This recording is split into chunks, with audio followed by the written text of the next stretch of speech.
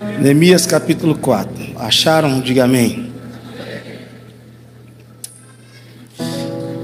Quando Sanbalate soube que estávamos reconstruindo o muro, ficou furioso, ridicularizou os judeus e, na presença de seus compatriotas e dos poderosos de Samaria, disse: o que aqueles frágeis judeus estão fazendo? Será que vão restaurar o seu muro? Irão oferecer sacrifício? Irão terminar a obra num só dia? Será que vão conseguir ressuscitar pedras de construção daqueles montes de entulhos e de pedras queimadas? Tobias, o amonita, que estava ao seu lado, completou: pois que construam. Basta que uma raposa suba lá para que esse muro de pedra desabe. Diga amém. Bom, essa história de Neemias é um tanto quanto conhecida, e eu acredito que, se você tem mais de um ano de cristianismo, você conhece a história. Então não vou me estender aqui na introdução. O texto diz que Neemias recebe a notícia que os muros de Jerusalém haviam sido derrubados. Na verdade, havia sido devastado. Nessa época, ele era copeiro do rei Astaxerxes. Ele então pede uma licença para que ele possa voltar à sua terra e reconstruir os muros, a fim de mudar a história daquele relato. Ele volta e vive exatamente esse contexto, na verdade, essa palavra que nós acabamos de ler até o verso de número 3. Neemias era alguém, não apenas alguém que auxiliava o rei, mas alguém que tinha um cargo de confiança. E a sua licença, ela tinha um tempo de validade. Ele deveria ir, mas após aquele trabalho, ele deveria também voltar. Eu fui levado pelo Espírito Santo a ler esse texto porque eu gosto muito de ministrar aquilo que eu estou vivendo, aquilo que eu estou experienciando. E quando você olha para o capítulo 4 de Neemias, você percebe que ele está em uma construção. Embora esse texto não seja, a história desse texto não é sobre construção. Esse texto não está ensinando a gente a construir casa, nem muito menos passando medidas para a gente construir em uma área, um terreno. Mas esse texto fala de como Deus pode reconstruir a história daqueles que caminham pela fé. Diga para alguém que está do seu lado: nova história, novo começo, novo tempo.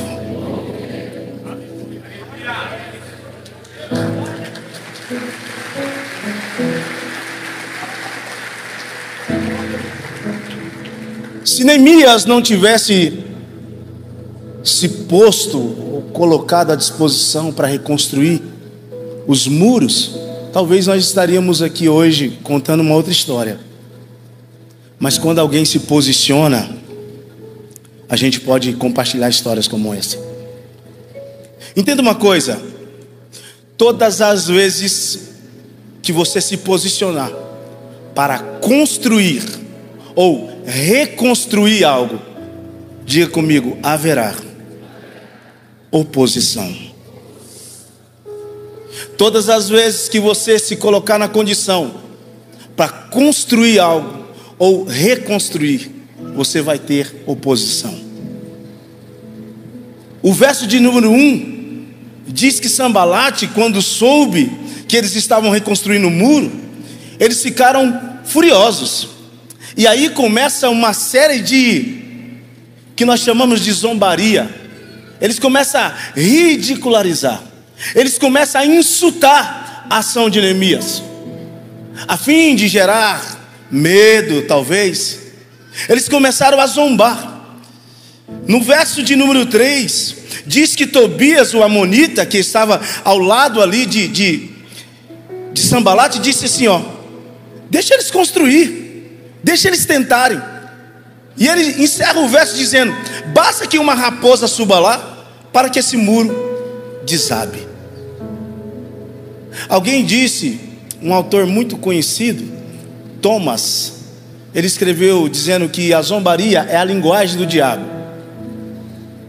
O diabo não tem outra forma de falar de nós. Então ele usa a zombaria.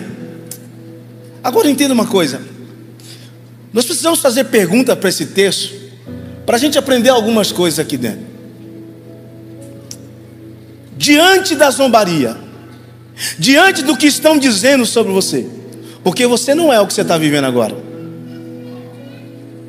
você não é a circunstância que você está experimentando agora. A palavra nos garante que nós somos em Deus mais do que vencedores. Então não é essa adversidade que você está vivendo agora que vai dizer que você é isso ou aquilo. É essa palavra, é ela que determina. Porque tem gente que está aqui hoje e você está vivendo debaixo de muito, mas muito, assim, você veio aqui hoje arrastado. Só Deus sabe como que você está vivendo. Eu vim pela fé. Pastor, eu estou sofrendo, estou sendo vilipendiado, pessoas maldosas zombando da minha fé. Enquanto eu venho para a igreja, meu marido, ou talvez o seu esposo, talvez alguém da sua casa: o que você vai fazer na igreja toda quarta-feira?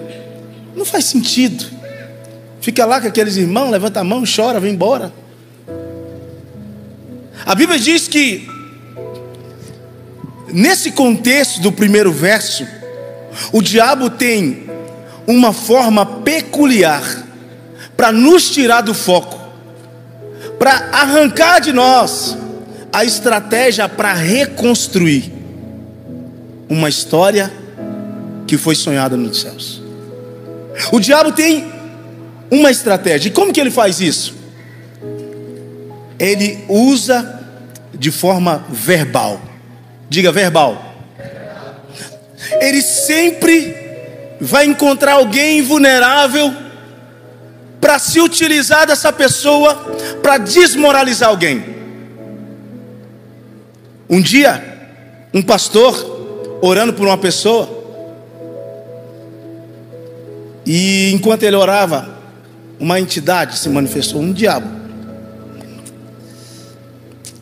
E o diabo falava em alto som que aquela boca era dele. A gente precisa tomar muito cuidado com o nosso dia a dia, porque o diabo, conforme o diálogo de Deus lá diante da história de Jó, ele fica aí passeando, procurando uma boca, procurando alguém vulnerável, para se utilizar dessa pessoa para desmoralizar alguém. Agora entenda uma coisa: quando Neemias escuta isso, quando Neemias está diante desse desafio de reconstruir os muros, a notícia correu. É tanta essa artimanha de Satanás de trabalhar através da linguagem verbal. Eu não sei se você aqui já passou por isso. Você posta alguma coisa na sua rede, alguma coisa legal, aí vem 1000 comentários: poxa, que linda, que maquiagem maravilhosa, parabéns. Aí alguém escreve lá assim, ó: não é tudo isso aí não. Você já percebeu a capacidade que a gente tem de absorver a coisa negativa? Pode ter 1000 comentários bons, se tiver um negativo, a gente se apega ao negativo, porque essa é a vontade do diabo. Mas olhando para o texto de Neemias capítulo 4, eu vejo uma postura digna de ser copiada. Por que eu consigo olhar para a história de Neemias e ver que ele está vivendo uma nova história, um novo começo e um novo tempo? Porque enquanto estão falando dele, os rumores pela cidade, de que aquilo que ele está tentando fazer é um invencionismo, aquilo não vai dar certo. Olha o que diz o verso 4: ouve-nos, ó Deus, pois estamos sendo desprezados. Sabe o que Neemias está fazendo aqui? Ele está entregando na mão de Deus. Esse talvez seja um dos maiores problemas nossos. A gente está sendo solapado pelo mundo, pelas críticas. Pessoas estão demonizando a nossa postura, o nosso jeito de viver. E aí, diante das lutas, das circunstâncias, dos desafios, ao invés de você fazer como Neemias, pegar o problema e entregar para Deus, você quer resolver o problema. Pastor, por que eu não estou dando conta? Você quer resolver? Ué? Vai lá. Neemias não espera um profeta, uma profetisa chegar. É meio que ele olhou assim, a percepção do tamanho do problema, e falou assim: esse negócio não é comigo. Esse negócio é muito maior do que eu. Se é maior do que eu, se é mais forte do que eu não vou lutar com as minhas forças. O que eu vou fazer? Eu vou entregar na mão daquele que pode todas as coisas, aquele que é poderoso para fazer infinitamente mais do que pedimos e pensamos. A Bíblia diz que nós devemos entrega teu caminho ao Senhor, confia nele, e o mais Ele fará. Neemias percebe que os seus inimigos são muito numerosos, são muito grandes. Então ele diz: espera aí, eu não vou dar bobeira não, eu vou entregar na mão de Deus isso aí. Pastor, eu cheguei aqui hoje, meu filho saiu de casa, entrega na mão de Deus. Pastor, meu casamento está passando por uma crise terrível, entrega na mão de Deus. Pastor, eu fui mandado embora hoje do trabalho, entrega na mão de Deus. Pastor, eu estou debaixo de um diagnóstico terrível, entrega na mão de Deus. Entrega na mão de Deus para você ver o que acontece. Sabe o que é o nosso problema? A gente fica tentando resolver aquilo que só Deus pode fazer. Você tem coragem de entregar na mão de Deus? Porque entregar na mão de Deus, gente, é confiar. Entregar na mão de Deus não é simplesmente pegar um papel e falar: estamos aqui. Não é isso. Quando eu entrego na mão de Deus, eu estou dizendo para o céu: eu confio no seu plano, eu sei que seu plano é bom. Quando eu entrego na mão de Deus, é como diz Isaías 64 aqui, verso 4: nunca se viu, nem com ouvido se percebeu, um Deus que trabalha tanto para aqueles que nele esperam.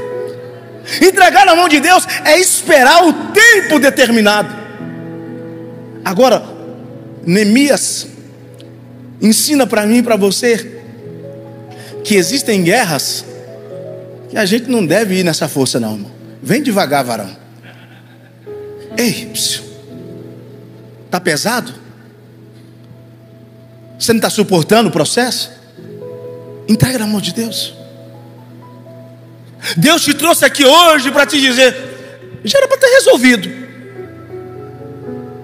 já era para ter elucidado. Só que o problema é que você quer carregar. Você percebe a voz de Deus hoje gritando na sua alma, dizendo: você tem coragem de entregar isso aí na minha mão? Você sabe por que a gente não quer entregar na mão de Deus? Porque o jeito que Deus faz nos assusta. Agora Neemias não. Ele diz: ouve, ó Deus, pois estamos sendo desprezados, faze cair sobre eles a zombaria. Ele literalmente entrega nas mãos de Deus. E aí tem outro aspecto aqui. Redobre sua atenção. Olha o que ele diz no verso 6: nesse meio tempo fomos reconstruindo o muro. Sabe o que quer dizer isso? Enquanto Neemias entregou na mão de Deus, ele não parou de trabalhar não.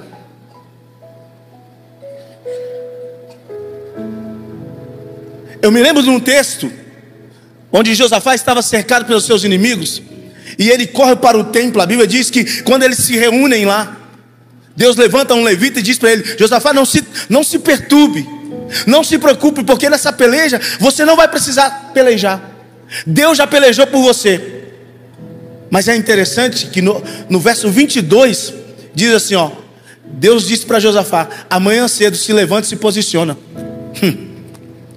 Não é porque a gente entrega na mão de Deus, não é porque você entregou na mão de Deus que você não vai ter que continuar trabalhando, não. Porque tem gente, irmão, que só não morre de preguiça porque tem preguiça de morrer. O que Deus está dizendo? Você entregou na minha mão? Vai trabalhar, continua. Já entreguei na mão de Deus, pastor. Continua trabalhando. Ah, mas estão falando, continua trabalhando. Pastor, eu não estou vendo nada. Continua trabalhando. Esse é o maior desafio da fé, irmão. Eu não estou vendo nada, parece que as coisas não serão elucidadas, parece que o problema não vai ser resolvido, mas eu creio. Não é sobre ver, é sobre crer. Eu não estou vendo nada, mas Deus está agindo. Deus está no trono e o céu está em movimento. A Bíblia diz que enquanto eles entregaram nas mãos de Deus, no verso 6 diz: nesse meio tempo fomos reconstruindo o muro. Sabe o que significa isso? Nesse meio tempo, enquanto a bênção não chega, continua trabalhando. Enquanto o marido não chegou, irmã, continua pesquisando. Ô varão, agiliza. Pastor, enquanto a porta não abriu, vai dando o seu jeito aí. Vai trabalhando. Porque Neemias está nos ensinando que eu entreguei sim na mão de Deus, mas a gente estava lá, dia após dia, reconstruindo os muros. Não entrega e vai dormir não. Porque tem gente que é assim. Isso não é confiar, irmão. O nome disso é folga. Entrega na mão de Deus e vai fazendo. Não é ajudar Deus, não. Vai trabalhando dentro da sua possibilidade. Ele entregou na mão de Deus, mas estava lá dia e noite, reconstruindo os muros. Não foi dormir, não. Não estendeu uma rede, não. Estava trabalhando. E você quer saber de uma coisa? Lá em Gênesis diz que o princípio da prosperidade está no trabalho. Quer prosperar, irmão? Sai dessas pirâmides. Esse negócio de 10%, 20%, esquece, meu irmão. Continua trabalhando. Eu sei que tem gente aí com a unção de reborn, mas chacoalha ele e diga para ele: continua trabalhando. Estou vendo nada, continua trabalhando. Continua fazendo. Vai na sua força. Vai no seu time. Ele continuou reconstruindo, diga reconstruindo. Nesse meio tempo, ou seja, enquanto a gente não terminava a construção, a gente estava trabalhando. A gente estava fazendo o que dava para fazer. A gente não foi estender rede, não. O desafio é grande. Eu não vou sair desse texto. O verso 7 diz: quando porém Sambalate e Tobias, os árabes, os amonitas e os homens de Asdod soubem que os reparos dos muros de Jerusalém tinham avançado e que as brechas estavam sendo fechadas, ficaram furiosos. Sabe o que é isso aqui? Diga comigo bem alto: quando eu tampo as brechas, o diabo fica furioso. Pastor, eu não sei o que é, mas lá em casa eu não prospero. Pastor, eu não sei o que é, mas lá em casa está de... Irmão, presta atenção. Você sabe o que é brecha no mundo espiritual? É legalidade que você dá. Um dia eu estava fazendo uma obra missionária no presídio, e eu vendo um relato de um rapaz, e ele dizendo: a vida inteira meu pai me amaldiçoou. A vida inteira meu pai nunca falou algo de bom para mim. Sabe o que aconteceu? Aquele rapaz se tornou um dos maiores bandidos. Quando quando você tapa as brechas, o inimigo não tem como infiltrar na sua história. O inimigo não tem como entrar na sua vida. Neemias está nos ensinando que para construir algo relevante, nós precisamos tapar as brechas. Pastor, eu amo o Big Brother. Vai abrindo. O nome disso é legalidade. Pastor, meu casamento está ruim. Para de assistir essas coisas. Uai, pastor, mas isso é coisa... Irmão, o nome disso é legalidade. No mundo espiritual. Até quando a gente vai ficar abrindo brechas no mundo espiritual e permitindo essas infiltrações dentro das nossas casas, dentro das nossas famílias? Neemias percebeu que para construir, para levantar, era necessário tapar as brechas. E os seus inimigos ficaram furiosos. Mas eu tenho uma boa notícia para você. Se os seus inimigos vierem por um caminho, por 7 caminhos eles fugirão de você. 1000 cairão ao seu lado, 10.000 à tua direita, mas você não será atingido. Eu tenho uma boa notícia para você aqui hoje. Aquele que habita no esconderijo do Altíssimo, a sombra do Onipotente, descansará à direita do Senhor. Ele é o meu Deus, o meu refúgio, a minha fortaleza. Então você não precisa temer os seus inimigos. Diga para alguém: tampa as brechas. O verso de número 8 diz assim: todos juntos planejaram atacar Jerusalém e causar confusão. Olha o segredo de Neemias aqui, ó. Você está pronto? Diga amém. Neemias começa um grande projeto, entregando na mão de Deus. Sim ou não? Depois, ele nos ensina que não basta entregar o projeto, é necessário continuar trabalhando. Terceiro, ele nos ensina que todo grande projeto, toda grande construção, é necessário fechar as brechas. Fecha as brechas. Eu fico encabulado quando eu vejo a viúva de 2 Reis ali, quando o profeta diz: vai para sua casa, porque o azeite vai multiplicar, o milagre vai ser de dentro para fora. Sabe uma das coisas que eu acho mais interessante naquele capítulo? É o profeta dizer para a viúva: fecha a porta. Para quê? Tampa as brechas. Porque tem milagre, irmão, que Deus não quer que ninguém veja. Tampa as brechas. Sabe, você está vivendo um momento especial na sua casa, de prosperidade, com seus filhos, com seu esposo.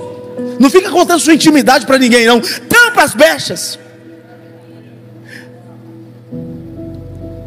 A gente está no século 21 e ainda tem gente que vai para a internet escrever: me sentindo triste. Vai. Diga: tape as brechas.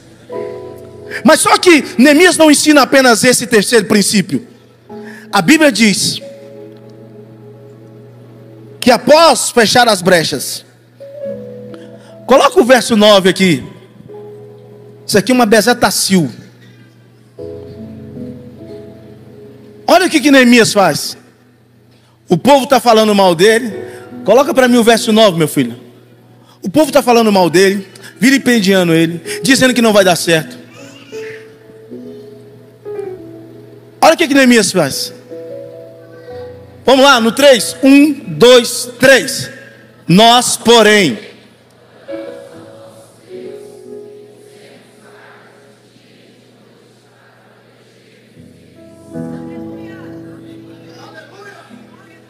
essa é a diferença de quem tem um Deus grande. Essa é a diferença de quem confia no Senhor. Ô Neemias, você não quer pedir ajuda para terceiros? Eu não. Neemias, você não quer marcar uma agenda com o rei, alguma coisa assim? Não. Porque se eu for ligar para o rei, para ele me atender, vai ser daqui 6 meses. Se eu for ligar para o governador hoje de Goiânia, para eu tentar falar com ele, vai ser daqui uns 5 meses. Se eu for tentar falar com o prefeito de Goiânia, para ele me atender vai ser uns 3 meses, no mínimo. E para falar com Deus, Neemias, eu dobro os joelhos. Eu dobro os joelhos e Ele me ouve. Esse é o segredo de quem confia em Deus. Você está aqui ou você foi embora, irmão? Você está aqui ou você pode levantar essa mão e dar glória? Entenda uma coisa: quando você entender que a oração é a chave da sua vitória. Não, irmão, não é mandar notícia no WhatsApp para alguém, não é pedir ajuda para terceiros. Não, o princípio ainda é o mesmo. Jeremias capítulo 33, verso 3: clama a mim, respondeste-ei, anunciar-te-eis coisas grandes e firmes que vocês ainda não experimentaram. Deus ainda é o mesmo, fomos nós que mudamos os hábitos. A gente precisa voltar para a oração. Crente não ora mais, crente não busca mais, e aí a gente fica nessa dependência de pastor, de profeta, de irmão. Deixa eu te falar, o véu já se rasgou. Você tem livre acesso a Deus. Dobra o joelho e fala com Ele. Não importa o desafio, não importa o tamanho da luta, não importa a doença, não importa a porta fechada. Quando eu dobro os meus joelhos, Ele me ouve. Ele me ouve. Peraí, mas se você perceber, nesse verso que nós lemos, o verso de número 9, o verso de número 8 diz assim, ó: todos juntos planejaram atacar Jerusalém e causar confusão.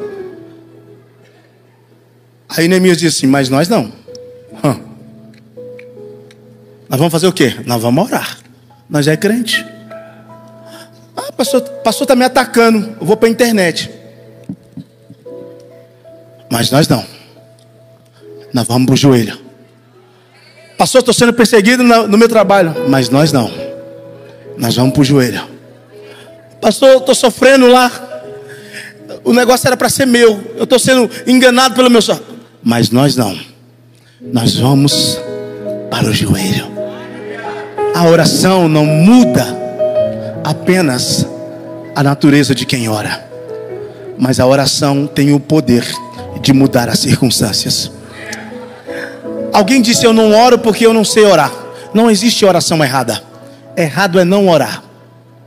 Se você pegar a palavra orar de trás para frente, significa raro. Quem raramente ora, raramente tem vitória. Então volte a esse caminho de oração. Mas o texto diz no verso 9: mas nós oramos ao nosso Deus e colocamos guardas. Aqui tem dois verbos: orar e vigiar. Diga: orar e vigiar. Porque tem gente, irmão, que é ótimo para orar e vigiar. Mateus 26, 41 diz: olha o que Jesus está dizendo, ó: vigiai e orai. Os dois verbos. Porque não adianta eu ter uma vida de devoção fervorosa, não adianta eu ter uma vida de oração. Tem gente, irmão, que ora a noite inteira. E eu acho bonito isso, porque quanto mais você ora, mais relacionamento você tem com Deus. Sim ou não? Tem gente que, sabe, tem um cabelão, tem uma vida de oração, tem um linguão. Aí não adianta nada. Jesus nos ensinou em Mateus 26, 41: vigiai e... chacoalha esse crente aí e diga para ele: vigia, mas ora.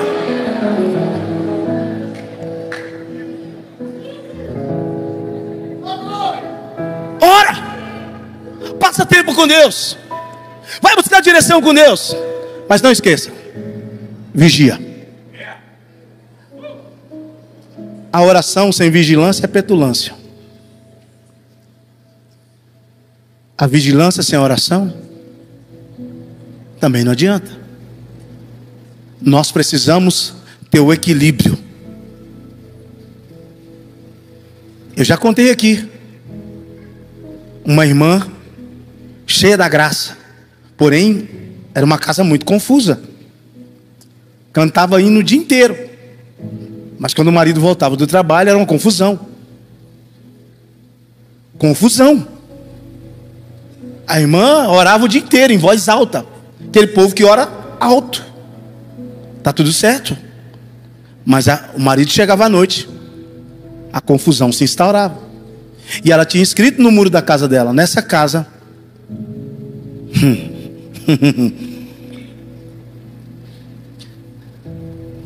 mora Deus. Ou Deus mora nessa casa. E aí o vizinho, ouvindo aquela confusão, foi lá e escreveu vírgula. Mas está alugada. Está alugada para o capeta. Porque não adianta eu ter uma vida de oração sem ter uma vida de vigilância. Neemias está nos ensinando aqui que não basta a gente ter uma vida de oração, mas uma vida também de vigilância. Vigie. E aí, uma das coisas que eu acho mais lindo nesse texto, ele diz, olha o que ele diz aqui, no verso 10. O verso 9 termina: mas nós oramos ao nosso Deus e colocamos guarda de dia e de noite para proteger-nos deles. Enquanto isso, o povo de Judá começou a dizer: os trabalhadores já não têm mais força e ainda há muito entulho. O diabo sempre vai tentar te desanimar, mas continua. Aí o que eu acho mais lindo aqui, ó, na parte B do verso 10. Olha o que Neemias está dizendo: por nós mesmos não conseguiremos reconstruir os muros. Você sabe o que Neemias está dizendo aqui, gente? Você lembra quando Paulo diz: quando penso que sou forte?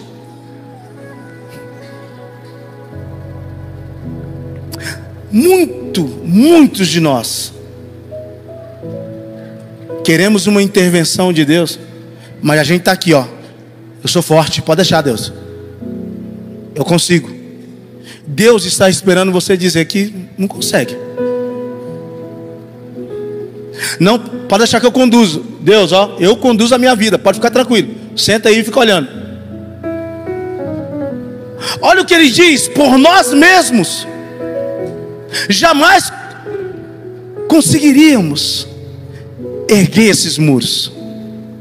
Ele está fazendo, ele está pegando a confiança, toda a confiança dele, está dizendo: a gente é fraco, por nós mesmos não daria não, mas tem um Deus que é poderoso, tem um Deus que nunca perdeu uma batalha, tem um Deus que não perde batalha. É nele que estamos confiando.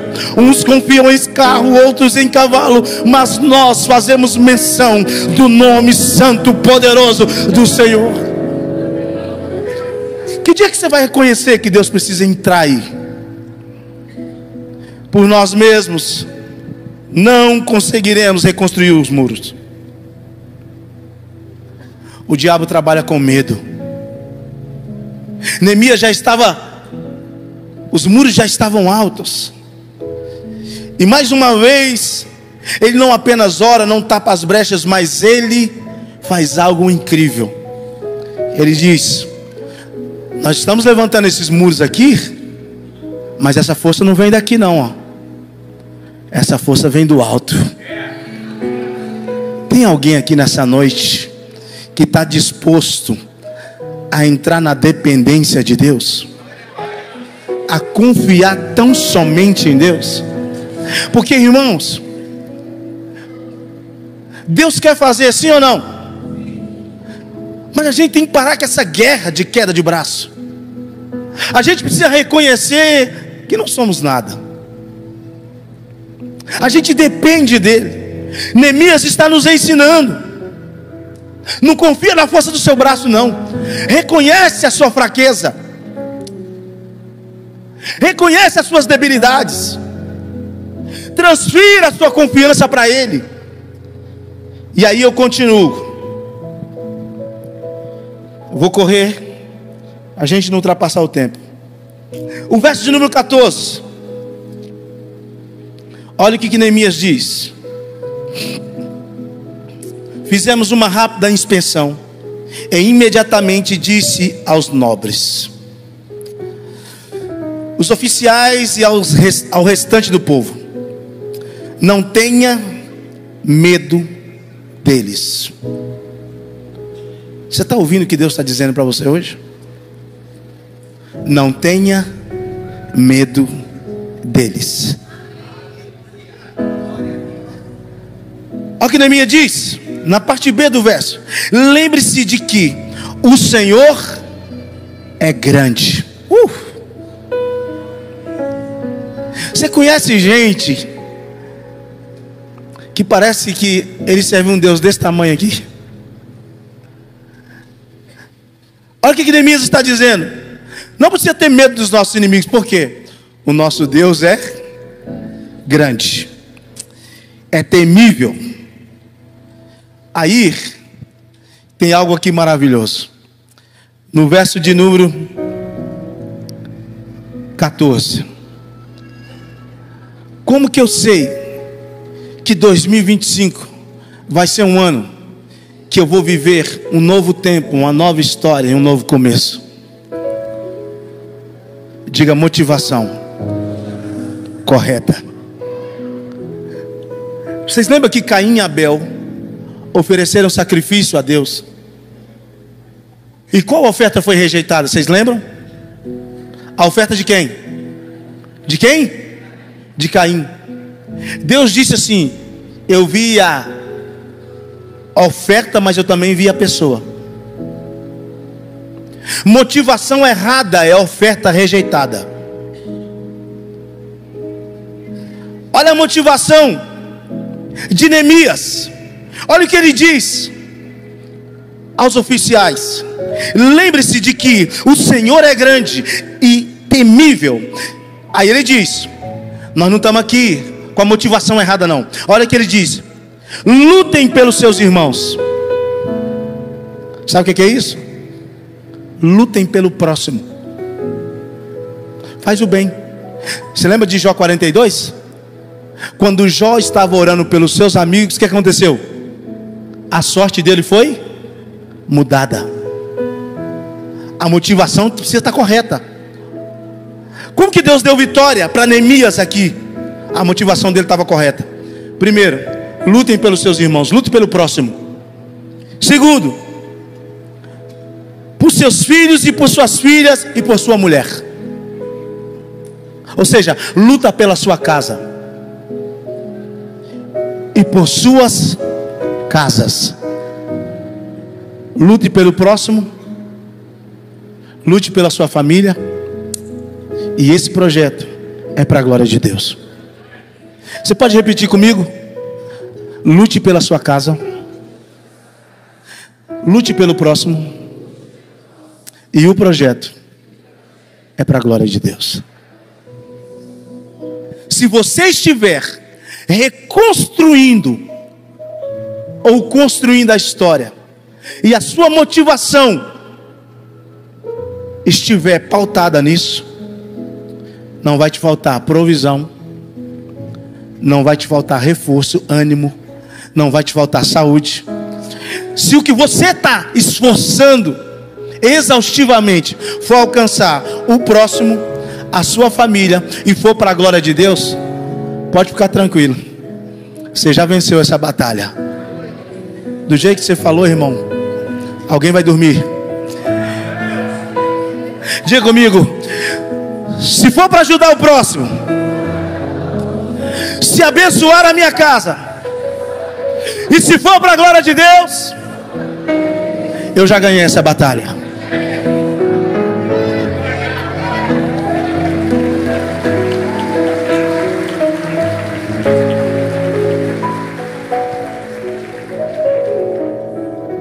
Imagina o Neemias sendo desencorajado pelos seus inimigos, porque o texto diz que a todo tempo eles estavam zombando de Neemias. Mas eles esqueceram uma coisa: Neemias entregou na mão de quem? Na mão de Deus. Neemias não parou, continuou trabalhando. Neemias tampou as brechas. Neemias não esqueceu o essencial. Ele continuou orando. E mais do que isso, Neemias lutou com a motivação correta. Eu não vou levantar muro para postar no Instagram, não. Eu não estou conquistando isso aqui para alguém falar: nossa, você é o cara, hein? Eu estou fazendo para abençoar o próximo, para contemplar minha casa, e é para a glória de Deus. Aí Neemias, no final, agora já reconstruiu aqueles que estavam zombando, aqueles que tentavam levar terror para Neemias. Está vendo Neemias com microfone? Não tinha microfone na época, tudo bem. Mas Neemias estava cantando nova história. Cadê aquele cara que chegou aqui e os muros estavam todos caídos?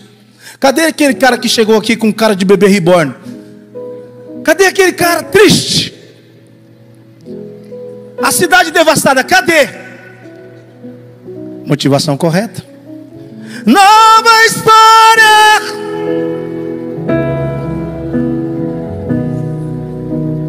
Um novo tempo. Eu creio. Nem olhos viram.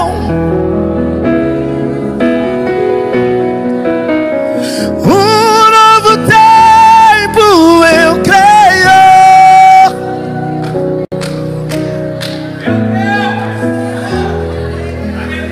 Cadê aquele cara que os muros estavam caídos?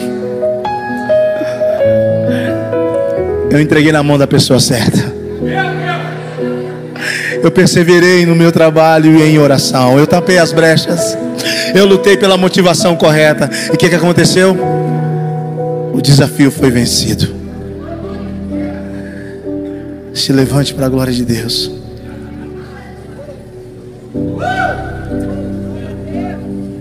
Eu consigo olhar para você nessa noite e ver que esse ano, por mais que o diabo tentou levar você por um caminho de desânimo, por mais que o inimigo das nossas almas tentou levar você para desistir do projeto de Deus, Deus te trouxe aqui nessa noite para te dizer: continua trabalhando, tampe as brechas. Pastor, eu comecei em janeiro aqui, só Deus sabe como é que eu estava. Mas não vai continuar assim não. Essas circunstâncias não definem o projeto de Deus para a sua história. Deixa eu ser profeta de Deus para a sua história.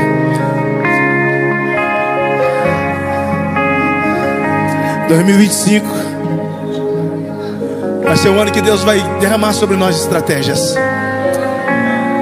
Não, Deus trabalha com um processo e você está nele. Pastor, está doendo, continua, fica firme aí. Deus está derramando estratégias sobre nós nesses dias. Você vai sair dessas circunstâncias mais fortes. Deus está gerando um testemunho nessas circunstâncias. Agora entenda uma coisa: continua trabalhando, continua orando, porque ainda esse ano, nesse mesmo lugar de zombaria, nesse mesmo lugar onde você foi vilipendiado, você vai dizer: eu estou iniciando uma nova história. Eu estou iniciando um novo começo. Eu vou viver um novo tempo. Será que tem alguém que pode levantar sua voz e dizer: eu creio?